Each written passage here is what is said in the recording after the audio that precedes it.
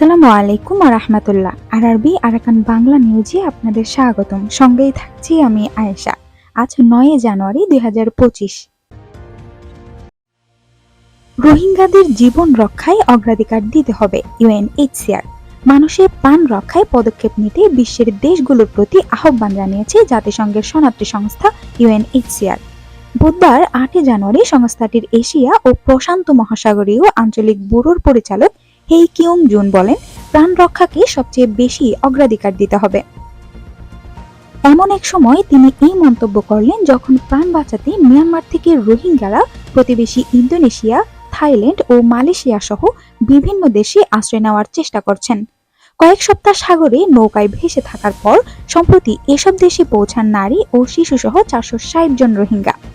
এর মধ্যে ৩ জানুয়ারি মালয়েশিয়ায় ১৯৬ জন ও ৫ জানুয়ারি ২৬৪ জন রোহিঙ্গা ইন্দোনেশিয়ার তীরে ভিড়েন। সাগরপথে এই দুঃসহ যাত্রায় অন্তত ১০ রোহিঙ্গার প্রাণহানি ঘটেছে। সপ্তাহ ৩ আগে শ্রীলঙ্কায় মাটিতে নামেন আরও ১১৫ জন রোহিঙ্গা। এ সময়ে ১০ জনকে তারা সাগরেই হারিয়ে আসেন। থাইল্যান্ডের রাজধানী ব্যাংকক থেকে পাঠানো এক বার্তায় হেই কিউং জুন বলেন, এ অঞ্চলের বিভিন্ন দেশের সরকার এই ঝুঁকিপূর্ণ মানুষদের আশ্রয় দিতে যে পদক্ষেপ নিয়েছে তা প্রশংসাযোগ্য। তাদের রক্ষায় এসব সরকার ও স্থানীয় প্রচেষ্টায় সহায়তা করতে আমরা প্রস্তুত রয়েছি। নিজ দেশ মিয়ানমারে নির্যাতন ও নিপীড়নের শিকার হয়ে জীবন বাঁচাতে সাগরপথে বিভিন্ন দেশে আশ্রয় নিচ্ছেন রোহিঙ্গারা। সাধারণত অক্টোবর থেকে এপ্রিলের মধ্যে তারা এসব দেশে পাড়ি জমান। এই সময়ে সাগর শান্ত থাকায় জীবনের ঝুঁকিও তুলনামূলক কম থাকে। গত বছর ৭,৮০০ রোহিঙ্গা সাগরপথে নৌকায় পালিয়ে যাওয়ার চেষ্টা করেন। ২০২৩ সালের তুলনায় যা ৮০% বেড়েছে। এই ঝুঁকিপূর্ণ যাত্রায় অন্তত ৬৫০ রোহিঙ্গা মারা গেছেন কিংবা নিখোঁজ হয়েছেন। এই বিপজ্জনক নৌযাত্রায় শিশুদের অংশগ্রহণও বাড়ছে। মোট যাত্রীর ৪৪% তারা।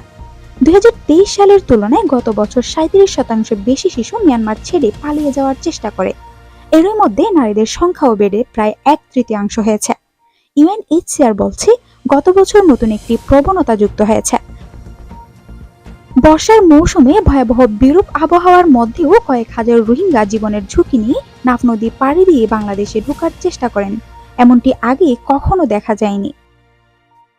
এর কারণ হিসেবে ইউএনএইচসিআর এর ধারণা, দেশ থেকে পালানোর জন্য বর্ষা মৌসুমকেই নিরাপদ মনে করেন রোহিঙ্গারা। সাগরেই ঠেলে দেওয়া হচ্ছে রোহিঙ্গাবাহী নৌকা।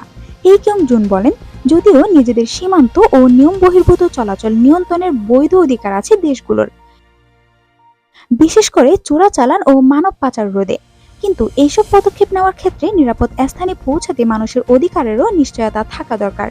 তল্লাশি ও উদ্ধার অভিযান চালানোর ক্ষেত্রে আমরা দেশগুলোকে আহ্বান জানাবো যাতে জীবিতদের প্রয়োজনীয় সহায়তা ও সুরক্ষার বিষয়টি নিশ্চিত করা হয়।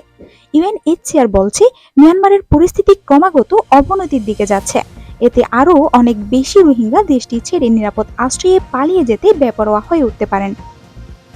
নিয়ম বহির্ভূত নৌ চলাচল নিয়ন্ত্রণে দেশগুলোর পারস্পরিক পরিকল্পনা ও সহযোগিতা দরকার, যা এরই মধ্যে দক্ষিণ পূর্ব এশিয়ার দেশগুলোর অর্থনৈতিক জোট আসিয়ান ও আন্তর্জাতিক ফোরাম বালি প্রসেসে নেওয়া হয়েছে। চোরাচালান, মানব পাচার ও আন্তর্জাতিক অপরাধ নিয়ন্ত্রণে সহযোগিতায় ২০০২ সালে বালি প্রসেস গঠন করা হয়। আর শরণার্থী ও আশ্রয় প্রার্থীদের বিরুদ্ধে ঘৃণা ও মিথ্যা প্রচারণা বন্ধ করে সমুদ্রপথের সুরক্ষায় জোর দিতে দেশগুলোকে উৎসাহিত করছে ইউএনএইচসিআর।